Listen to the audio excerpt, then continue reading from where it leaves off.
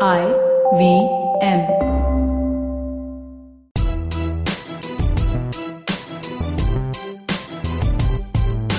Hi, I'm Zarina Poonawalla, your peak performance coach, life coach, emotional intelligence practitioner, and NLP practitioner. I'm also the founder of Abso Expertise Unique, and my organization constantly aims at building leaders across continents.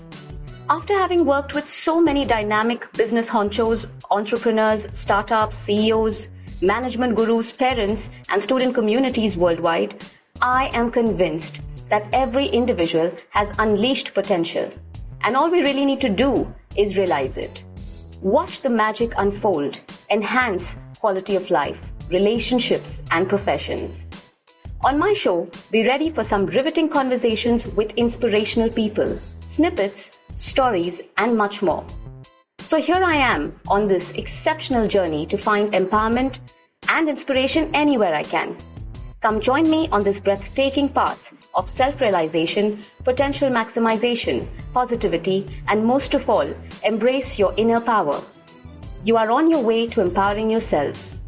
Welcome to the Empowering Series with Zarina Poonawalla. Hello and welcome to the Empowering Series with me, Zarina. On today's episode, I'm in conversation with the Group HR Head of MullenLowe Lintas Group, Heather Saville Gupta. Hi, Heather. Hi, Zarina. How are you? I'm good. Thank you so much for being on the show. And it's an absolute moment to have you because you've been in such amazing roles and done some wonderful work with really nice companies, big companies. And it's great to have you on the show today to talk about the things that you possibly are doing with your work from home schedule. Thank you very much for having me. It's a pleasure. Thank you. And tell me, how is your lockdown treating you? It's a bit of a mixed bag, which I think is probably the case for most people. So on one hand, it's very strange to be in the house for 2 months. I don't think I've spent more than a couple of days at home in the last 10 years in this particular house. So I've settled into that. And actually, there are lots of great things about being at home.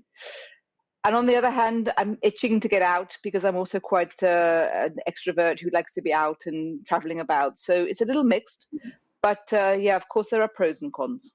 Of course. And like I mentioned earlier, you've been in some HR roles. You've done some fantastic work with organizations. You're also an ICF coach, an executive coach, right? And you're currently the group HR director for MullenLowe Lintas. So please tell us a little about your journey. Okay, I'll try and keep it short because it is a fairly long journey. So in a nutshell, I'm from the UK. And I left the UK in the year 2000 because I wanted to go traveling and explore the world. I was 29 and I had this sort of midlife crisis at 30, which now, having just turned 50, seems quite ridiculous, but there you go. I left the UK, I traveled for a year all over Southeast Asia and also India. And then I was offered a job in Thailand, which I did for a couple of years. This was when I wasn't advertising, but I was working in client servicing. So I was actually running businesses then. I then got offered a job in Bombay, and I moved to Bombay in 2003. It was very easy to pick up my bags and just arrive because I didn't have kids and I wasn't married, so it was fairly easy. I did a couple of years in that particular business role with Lowe, actually, the same company I've now come back and I'm now working with. And then I moved into the role of head of HR for Lowe, which was in 2005. It was a very random chance reason, but I just ended up doing that. And then I moved out of Lowe and I moved to UTV and was with UTV for 4 years and worked with Roddy Screwvala on the whole transformation of UTV from a small B2B business to a huge B2C business, which was sold off to Disney. I then had my second child. I'd had a child while at UTV, had my second baby, 2 boys. And I took a break, very short break, did a lot of consulting, did a lot of work with different companies, set up my own business. And then almost 2 years ago, I returned back to Lowe, which is now the MullenLowe Lintas Group, as the group HR director. So I've kind of come full circle. I also got married in 2008 to my husband, Vivek. So yeah, I've been in Mumbai now for almost 17 years. That's quite in a nutshell, actually. I think we can go on about the fascinating journey that you had so far. But how has it been the whole experience of working in Mumbai. So you've worked across countries, from what I understand. You've worked in Thailand. You've obviously worked with Lowe before, and you've come back, like you said, a full circle. So how do you find the work culture in general in India? So I've actually worked in European roles, so with a lot of Uh-huh. European countries. I've also worked, so my role in Thailand was a pan Asia Pacific role. So I Uh-huh. worked with 12 markets across Asia Pacific, including India. So I've worked with a lot of different countries, different cultures. But when I came to Mumbai, initially I came backpacking back in 2000 and did traveling right across the country. And then I came back to work in 2003. I think I instantly felt a connection and a fit with the city. Sometimes you walk into a place and you sort of have this vibe and this sense. And Mumbai or Bombay, whichever we want to call it, just kind of embraced me. So the people were incredibly warm, hospitable. I started off with one friend because I was introduced to someone who lived here. And that roller coastered into a whole social circle, and then it got bigger and bigger. And then people kind of, I think, felt sorry for me because I was on my own, right? So you can't really be. I was 30, I think 33 at the time. I mean, you can't really be 33 and single in India, right? So people felt sorry Uh-huh. for me. They took me under their wing, even though I was perfectly happy not being married. But people were so warm and generous. And I felt the work culture was really high energy, very buzzy, sometimes a little bit too chaotic, but I don't know, something about all of this just really, really inspired me.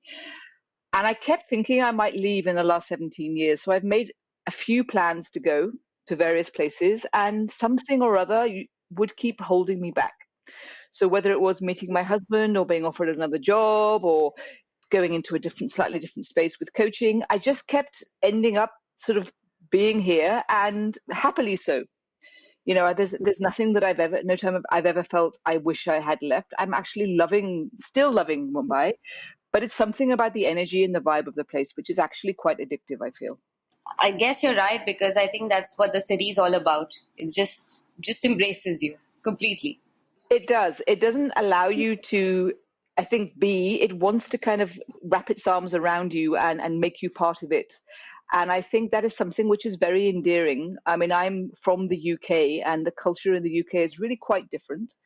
And there are always strengths and weaknesses in any culture, right? I can give you a whole list of strengths about the UK and weaknesses, and the same for India and Mumbai. I mean, no culture and country is perfect.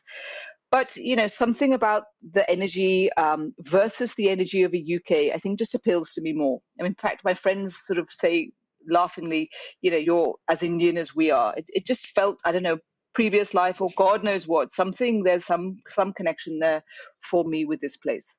Yeah, seems like a cosmic connection. And just the fact that you've been working in Mumbai for so long, you've been enjoying the energy. Now tell me the fact that in this lockdown period, okay, we're all working from home, and you must be managing your team from home actively. How has that equation changed? Is it still the same? Are the energy levels still buzzing? Have things changed a bit? I think it's changed quite dramatically. So I'm somebody who thrives on being busy, and I've always got this crazy life where I'm running around, and somehow that energizes me. But actually, interestingly, when one is forced into a particular situation, you adapt and change accordingly. So, of course, we have no choice but to be in our homes right now, unless we want to kind of risk ourselves and our family's health, which is not at all advisable. So, we're in the house. So, there's a very different energy that's come across my locality, which is Versova, my own internal kind of body, the way I'm feeling. Everything is slowing down a little bit. I mean, there's a lot happening because I'm kind of busy on calls a lot of the day and trying to make sure that our 600 employees are happy and motivated. That in itself is a challenge. My two kids, obviously, they're doing homeschooling. But then when I go up to we have a small roof terrace, which we share with the building. So I go up there with the kids every day, and we do this sort of games and running around. And I look at the sky and I'm thinking, it's blue. I can't hear the horns. There's something very beautiful about Bombay in lockdown. I mean, I'm looking at these clouds, which are pink and fluffy, and I don't think I've ever seen a pink, fluffy cloud in Bombay. I mean, maybe they've been there. I might have missed them in my busy, busy life. But, we're all a little bit slowing down and taking the opportunity to look at the small things around us. I mean, a couple of green parrots came and sat outside the house, and my kids were absolutely mesmerized by them. And normally I wouldn't notice these things. So there's a great joy in almost settling into that slightly slower pace. No, and I think it's something that I wouldn't perhaps have done otherwise. I might have lived another 10 years here and not really taken that time to breathe and look at what's around me. And I think it's actually quite a special time in many ways. It is quiet because I think all the things that we weren't paying attention to are now paying attention to us, and all the little things around us are so noticeable suddenly. That's true. I mean, I hadn't gone up to this terrace of ours for, I think, 6 or 7 years. I've been in this house for 10 years, and I never would have gone up on the terrace because, one, the air was too polluted, and two, it was just too noisy, right? I mean, I live not on a very busy street, but you know how Bombay is, right? It's constantly, there's somebody shouting and yelling, and there's rickshaws, and there's cars, and there's honking, and it's just part of the way we are. And it made it impossible to be on that terrace because literally you'd be deafened. And now we go up there every single day, and there's a little bit of ambient noise here and there, but it's actually very quiet and peaceful. So it's almost, I mean, when it started initially, I actually felt that I was living in a different city altogether because I've not seen it through this particular lens of quiet and peace and blue skies before. So it's not been such a bad experience from your personal front. There's a lot that you're enjoying while you're working from home and in the lockdown. See, I'm an eternal optimist anyway, and I always believe that you can make the best out of any situation. And of course, we all go through negative emotions. I mean, I've had my moments of feeling, frustrated and whatever. I mean, that's been there. But I think if you look for silver linings, you will find them. I mean, there's more time. I mean, the fact that I'm not sitting in traffic for 2.5 to 3 hours every day, the fact that I did that now seems ridiculous, actually. But when you do it, you just do it, and that's how life is. Sitting in that still car, everybody honking, stuck on the expressway. That now seems like unbelievable that I did that. I'm guessing it'll come back in some way, but maybe even that'll be changed. But I don't think it's a bad thing to sort of slow down and see those slightly different angles. Absolutely. So, what do you think are the pros and cons of sort of working from home, considering that you have 2 kids and you suddenly have to spend family time as well as your work time? They're not divided anymore for you. How do you balance that? So if I look at the pros, first of all, I've talked about a few of them. I think not commuting is a big pro. Being able to manage time a little bit more because you're not moving, you're not traveling, you are not kind of sitting in this. Well, actually, that's not quite true. We are sitting in endless meetings on various platforms, but it somehow feels a little easier when you can just click a button and suddenly be in that meeting. I've talked about the fresh air, and I've talked about the fact that the whole world has changed in that context.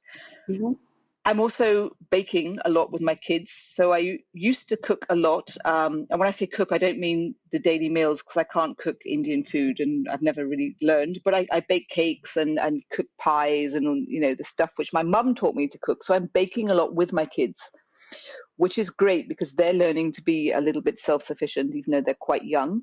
And we're getting lots of yummy things to eat. And it's just fun to sort of bake together as a family. So that's also been happening.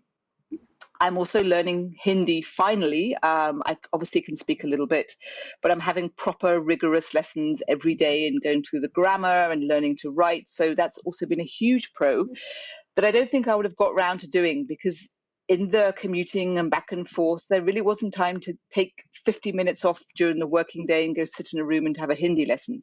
But because now I'm able to juggle my time a little better, I'm able to sort of fit that in. So those are all, or a few of the pros. I think from a cons perspective, I think because I have kids, it's easier for me to kind of see the difference between the week and the weekend. So the kids have online schooling right now. So we get up in the morning, we start them on their calls. I then start my work. So it feels like there's a sort of Monday to Friday and then a weekend. I think for some people, particularly those who don't have kids and particularly for those who live alone, some of our clients are, they're not always recognizing the work-life balance, which is normal and that happens. And so some people are falling into this space that the days are blurring into each other. And I always tell people I speak to, look, just get out of bed in the morning, have a shower, get dressed. It sounds very obvious, right? But it's very tempting if you don't have to get up to just let the whole day sort of slide and work from your bed and work from your pajamas or whatever. So I think that can be tough because mentally that takes a real toll because you still need that sense of switching off, right?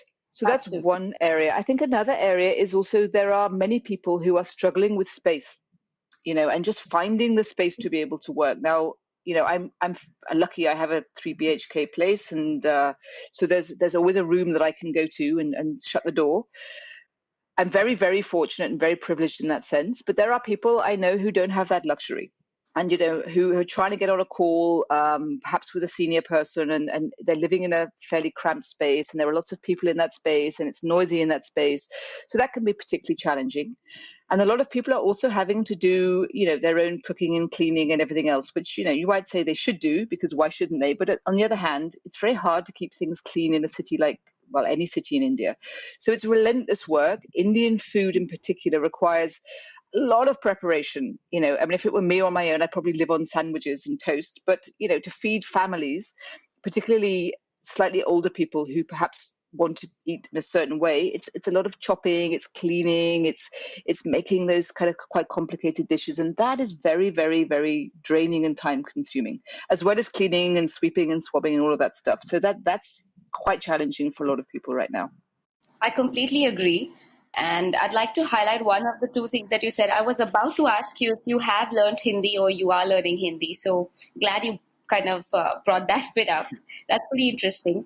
And also the fact that you're right about the space. I think a lot of people are struggling because when you have bigger families in smaller spaces and more working people from the families, they're finding it really hard to manage that balance. And find the space to have a conversation without being interrupted or without being chaotic in the background.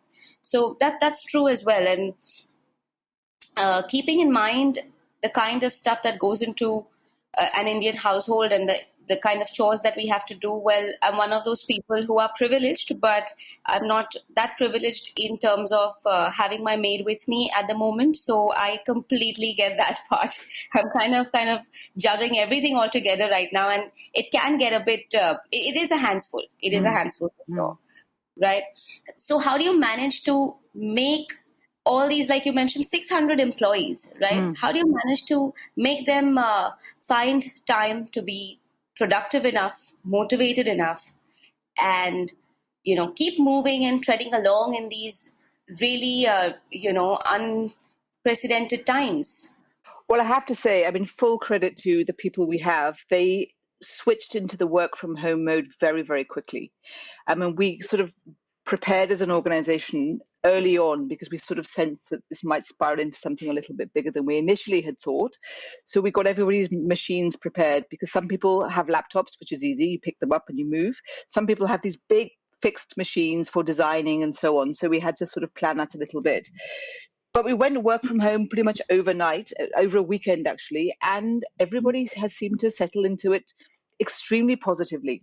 Now, obviously, there's an up and down and there's a cycle and everything else. But I think from the employer's point of view, hats off to them for having taken such a positive approach. So what we wanted to do as an HR team was really reach out. So I have 12 people in my team. We first of all did an employee survey to figure out whether everyone had what they needed, because the first step is, do you have the things you need? Do you have the internet connection? Do you have the machine? Do you have space in your house? Do you have all of that stuff? Are you able to cope? And all of that was happening. Then my HR team and I, between us, we called everybody in the organization, which was about 50 people each, 40 to 50 people each. And we just had a conversation with everybody, just to make sure that people were okay, and we just kind of checked in, and that helped us build on the survey results. Then we've been delivering a lot of training online. So we use LinkedIn Learning as a platform. So I think our employees have used more than 900 courses as of now, which is self-learning, right? Using LinkedIn Learning, which is a fantastic platform. So everyone has access to that. We're also running all our training programs online. So I run a program called Like a Boss, which is it's like a boss baby, actually. It's a version for our most junior people to help them in the art of leadership skills at a very young age. It's self-awareness, it's a lot of behavioral stuff. It's also functional and skills-based training. So all of that has gone online. So we do that every fortnight. We're having modules every fortnight. We have something called 0 Hour, which is a weekly hour with, it could be an internal or an external person, just talking about a particular topic. So we've had various amazing and very interesting topics. And because we use Microsoft Teams as a platform, we're able to get, we've had 50, 60, 100, 150 people actually on those sessions, which is really amazing. And then we're doing some fun stuff. So we also do a weekly session called Chai and Chat with our senior leaders, our most senior leaders and our most junior people.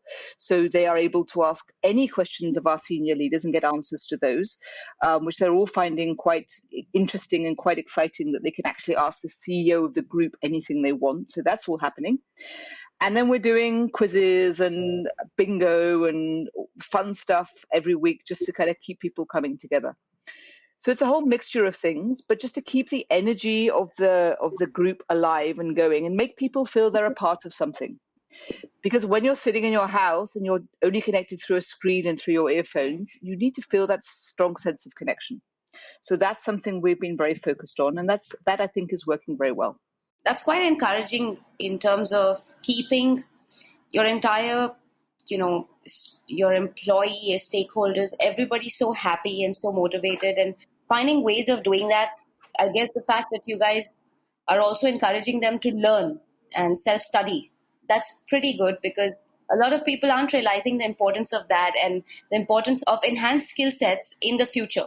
Considering this part of what we are going through currently might turn out to be the new normal for a little while at least, right? No, absolutely. And see, learning is something which we tend to put off because we don't have time. So if you look at time management, there are things which are urgent and important, which is basically most of our lives, where we're fighting fires, and particularly in India, where it's everything is last minute and everybody wants everything now, and you're in that whole space of just literally reacting throughout the day. End of the day comes and you're exhausted and fried, and you watch a bit of Netflix and you sleep, and then you just keep going through that endless cycle. Then there's another space, which is things which are not urgent but important. And learning comes into that space. So it's not urgent that I do this Hindi right now, but it's really important because I need to be able to communicate, right? So this is the time now in this lockdown phase to move into that zone and pick up those things which you've always wanted to do. And it's so easy now, right? There are a million YouTube videos. There's no excuse at all to not be able to learn. You can't use money because most of these things are free. Many of them are free. You can't use time because technically everyone's saving time on commuting. So the only barrier is yourself. So if you can work past that and embrace it, then the world is your oyster. I mean, just pick it up and do it. Now is such a perfect time. Yeah, I don't think people realize that this is the kind of time we will never have in our lives, although it's come quite shockingly and unexpectedly. But the fact is that just the time to pause and kind of regroup yourself, that's something you'll never ever have again. So if you have it now, and the fact that you guys are being so encouraging with your team to use that time wisely, that I think requires a pat on the back, because a lot of people aren't doing that. For a lot of companies, it's still work from home, and that means you're literally working 24 hours. In fact, I think for a lot of them, it's kind of a con in a way. It's not beneficial because they're getting so burdened with the fact that because we are home, our employers are expecting us to do everything in our capacity all the time, and there is no definitive working hours anymore. And that's a challenge.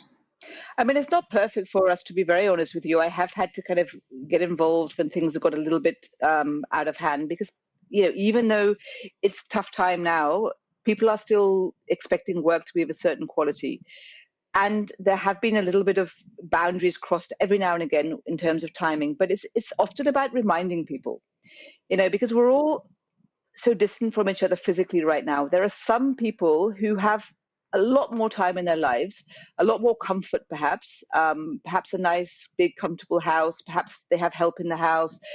And that's one paradigm and situation. And then there are others who have a completely opposite situation. So it's often about just reminding ourselves we're not all in the same office anymore, working with the same kind of surroundings. So we have to a little bit sensitize people sometimes. And that, of course, it's a journey, right? We all have to kind of pick that up and learn. So it has been tough for us also in some respects, but I think overall the balance has been a very positive one. I think to your point also about this time will not come again, I keep thinking to myself and telling people, we will look back on this time and we will realize how amazing this time was. right? I mean, right now, I mean, we're reacting to it, and it's a little bit tough, and there's a lot of emotion happening because we don't know how the future is going to look, right? And that can be scary, because we hear these terrible stories, and people are losing jobs, and there's a lot of bad stuff happening, and we can't always see beyond that. But I guarantee we will look back when this is over at this time and say, wow, and tell stories about it, to each other, to our kids, to our grandkids, whatever down the line. This will actually become one of those moments in history. Right. It's something that this is a once in a lifetime experience. The ones who are present currently have experienced it, and the ones who will live through it will get to talk about it as part of their journey. And that's going to be incredible in some way or the other, for sure. Yep, absolutely. Since you mentioned that there is this uncertainty about the future, do you have any insight of how you see your industry or how you see the general work growth in the near future post this whole crisis? See, I work in advertising, so we are dependent on our clients' success because we create communication for our clients. So it's obviously going to be a little mix for us because we have some clients whose business will boom, right? So for some clients and some companies and organizations who are able to kind of get through this and turn it into a positive for themselves, for example, an education portal is now going to be booming because people will be going to an online education solution, right? So therefore, they will require more communication from their agencies. There are other clients whose business may be badly impacted. Anybody working in the travel industry will know how badly that travel business has been affected. Nobody can travel right now, right? So any airlines, any hotels. So if we had those kind of clients, obviously there'd be a big dip in our revenue from them. But I think overall it'll balance out. And, this is also a time when a lot of advertising is moving online. It has anyway been happening in the past few years. There's been a shift towards digital. Television is taking less importance in the overall consumer mindset because one can just order up whatever one wants to see, right? And not watch the ads. There's no ads on Netflix. You can block ads on certain other channels. So the television ad is anyway kind of losing relevance. So it was happening, but now it's being accelerated. So we are, anyway, digitally fairly strong, and we are also upskilling in the digital space. So to making sure that we are really at the cutting edge of this shift. So it'll be impacted, but it'll also change and allow us to grow into new areas that we were on the path to, but now that journey has been massively accelerated. That's pretty amazing because being able to find yourselves opportunities in the midst of this, that's going to be a game changer for most people. If they're able to find opportunity in the middle of all of this, and the fact that, of course, digital is going large, and we're already noticing this, that the numbers are increasing with everything on the OTT platforms and whatnot. So I guess just being able to match up and kind of, accelerate the entire process will work wonders for any organization or any industry for that matter, if you know exactly what's required of you in the current scenario. Yeah, and this is happening at a time when the world is fairly well equipped, technologically speaking. I mean, imagine this had happened 15 or 20 years ago. I mean, we would have been in a much worse space because we wouldn't have been able to have all these video conferences and all these like Zoom platforms were not there and social media wasn't there. I mean, you can only imagine how different it would have been, right? Right now, we have so much at our disposal which we can use. And that tech piece is a very critical part, therefore, of everyone's plan moving ahead. I mean, everybody has to constantly anyway evolve and develop. I just think that evolution has been speeded up. And we need to be much more creative in terms of how we think about our businesses because most things can be done online, apart from perhaps physically traveling somewhere, which you can't do online. I think there are most things which you can actually take online and experience online. And people are being very resourceful and very creative in the ways that they're delivering those experiences online now. Very interesting. The key takeaway, Heather, is the fact that you actually mentioned something that I haven't really talked about before or haven't come across anyone talking about before is imagine this happening about 10, 15 years earlier, not even 20 years ago. 5 years, maybe. 5 years, maybe.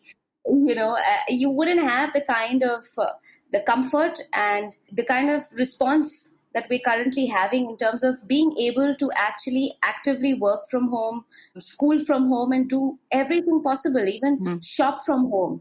So Yeah, that's a perspective we've not really discussed. I'm glad you kind of brought that up because I think listeners should understand how things would be so different if they weren't born in the present times with the kind of current technology and the growth that we have right now. I mean, we would have just shut down because, if we were not able to do all of this, which we're able to do, I mean, a couple of days ago, we did meetings with all of our employees. We decided little last minute, we just gather everyone together and talk to them. And we set the meetings up in minutes. And, within half an hour, we had 200 people online, on a call, able to see us. And you think about that as a concept, even 3 or 4 years ago, that would not have been able to happen because a lot of these platforms have come up in the last 2-3 years. So I think Zoom is fairly recent, and Teams, this whole video conferencing to mass audiences, it probably existed, but at very high levels and at very high cost. Now it's very, very accessible.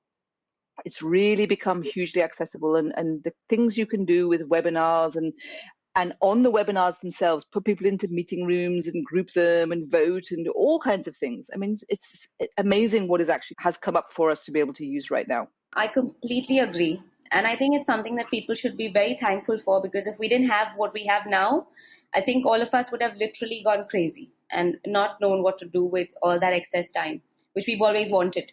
Exactly, because we still need to feel that we're useful and busy and our lives are meaningful, right? And I don't think at least I certainly am not ready to move into complete shutdown mode because you can't go from being extremely busy and very, very kind of living this very full life to suddenly being at the other end. I mean, some mental trauma is going to happen for most people if you expect that switch to be flipped. Right. So it's about winding down gradually and using the resources we have to do that, and then coming into our own space of realization about how life can be different, not being forced into it because you have no internet and you have no machine and you have no way of communicating with people. It's a very different scenario, Absolutely. I think. So, Heather, on days when you possibly feel slightly lower in energy in comparison to other days, when you're not able to see the blue sky or you're not able to find those pink fluffy clouds that exciting, then how do you manage to keep your positivity going? So I think the most important thing I do is to not fight it, because I'm somebody that everything has to be controlled and positive, and I have this sort of very intense desire to make everything perfect in my life. It is just a personality, I don't know, defect or strength, whichever way you look at it. But when I've had those feelings, which of course I have, fighting them doesn't help. And I keep telling my team as well, this is a global situation. There is not a person on the planet, I think, maybe there are some very remote people, but I doubt there are many people who are not going through this right now. Right? So there's a sense of being part of something which is bigger, and a sense of feeling that we can't feel this is unfair because everyone's going through it together.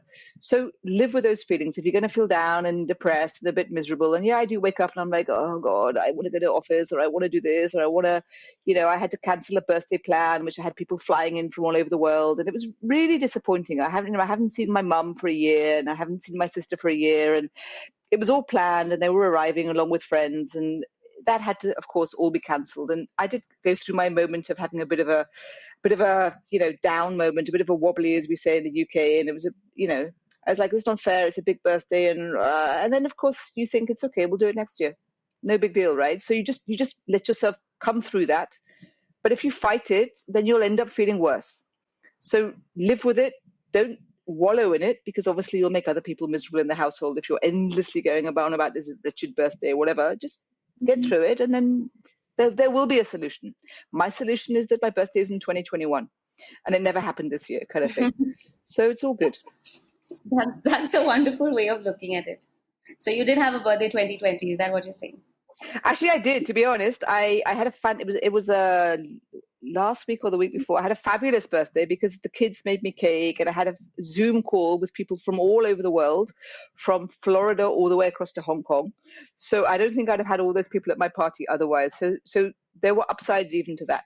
And I took the day off work, and the kids and I and my husband watched a movie, and small joys and the simplest of things. So in many ways, it was a wonderful birthday, but the big fat party and everybody flying in will hopefully happen next May. On that note, I'd like to just wish you a belated happy birthday. Thank you. Thank you very much. So I wanted to ask you one question, Zarina, if I may. It's always interesting to see how different people are dealing with the current situation. What for you are the highs and lows of this particular lockdown period? So I've been talking to a lot of my clients from the coaching perspective, and every time I'm having a conversation about this, Heather, the one thing I realize is that I'm not in a position to have negatives because I am too privileged. I'm too privileged. I have whatever I need, and all I need to do is stay home and still work. So I have a steady income. I have food on my table. I have a comfortable life. I really don't know why I'm supposed to be crying about being at home for 3 months because that's the home I'm paying for, you know? So I'm getting a chance to enjoy it. I'm getting a chance to just be me. I just don't know how to find something negative in it. However, the fact that it's called a lockdown, I think that plays a big part in the way we actually, the semantics just plays such a big role in the way we consider what we're going through currently. So I've been telling everybody that I'm not locked down, I'm sort of living it up. So that's my explanation to anyone who comes my way. But of course, everybody who's going through a lot of tough times, and really, I mean, I can't make it sound like I'm really going through much. And just like you, I'm slightly tilted towards the optimistic side. So things don't get to me that easily. And also, the days passing by, for me, it's passing by really quickly. There's so much to do. And I just feel like, there's 24 hours, and when I'm out, it doesn't feel that much, and it feels like things are getting done. But now that I'm home, I'm actually feeling like there's so much more I can do with my time, and I feel like time's less. So I don't know. I'm one of those people who's on this weird side of the fence, which really feels like things are going the way they're supposed to. Only thing we really have is paused time, which we would never have. And like you said, it's something that you're going to look back at and think about it as an incredible journey, something that's never been part of anybody's life. And we're all going through this together. So there's literally nothing to sit and whine about. You've got to chin up and keep moving. That's it. So that's what I'm doing, living it up rather. I absolutely love that expression. That changing of lockdown into living it up, it creates a huge shift in terms of the way you perceive and the energy, therefore, that's around this whole time. It takes it into a very positive space. I'm going to use that. I love that. You. If I may. Of course. I mean, I'm just wondering, I had this webinar and I was talking to someone and I said, imagine if the government just said, hey, you know what, I want you to sit at home. It's no lockdown, no nothing, you're getting time to just relax, be with family, do what you want to do. You just have to be indoors. That's it. You've been out so long, you've been on, commuting and traveling and whatnot and had such hectic schedules. Just relax.